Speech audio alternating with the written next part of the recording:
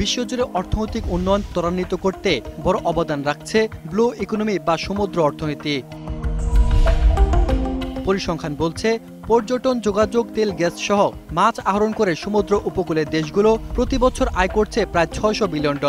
আর এ অপার সম্ভাবনা আছে বাংলাদেশেরও।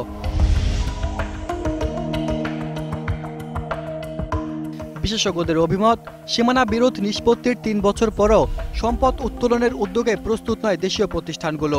আছে প্রাযুক্তিক সীমাবদ্ধতাও। তেল গ্যাস অনুসন্ধান করার জন্য বাংলাদেশের যে তেল গ্যাস অনুসন্ধান কোম্পানি আছে দেশীয়, তাদের সক্ষমতা নাই। সরকারি ব্যুরোক্রেটিক যে সিস্টেমটা, সেটা দেখা যাচ্ছে যে এই প্ল্যানিং পর্যায়ে বহুক্ষণ দীর্ঘদিন ধরে এই সময় ক্ষেপণ করেন। বিনিয়োগ আকর্ষণের জন্য বিভিন্ন ধরনের কৌশল অবলম্বন করছে। সে কৌশল জাতীয় স্বার্থসম্মত কিনা তা বোঝার দক্ষতা, সক্ষমতা অনেক ক্ষেত্রেই আমরা পরিচয় দিচ্ছি না।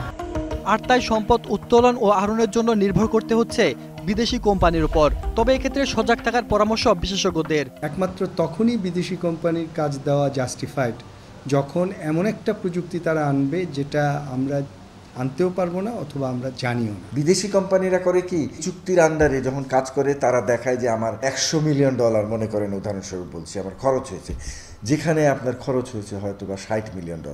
এখন এরা এই যে $40 মিলিয়ন যে বাড়তি, এইটা তারা করেই। প্রত্যেকটা বিদেশি কোম্পানির একটা টেন্ডেন্সি থাকে ওভার এস্টিমেটেড করে।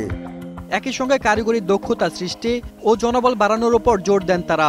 আমাদের ম্যান পাওয়ার আছে, সেই ম্যান পাওয়ারের পরবর্তী ম্যান পাওয়ারগুলো আমাদের তৈরি করতে হবে। যারা কারিগরি সংস্থা, তাদের ঝাঁপায় পড়া উচিত এই সাগর বক্ষকে স্টাডি করার জন্য। দ্রুত উদ্যোগ নিয়ে বঙ্গোপসাগরের তলদেশের সম্পদ আহরণ করতে পারলে বাংলাদেশও পরিণত হতে পারে মালয়েশিয়া বা সিঙ্গাপুরের মতো দেশ।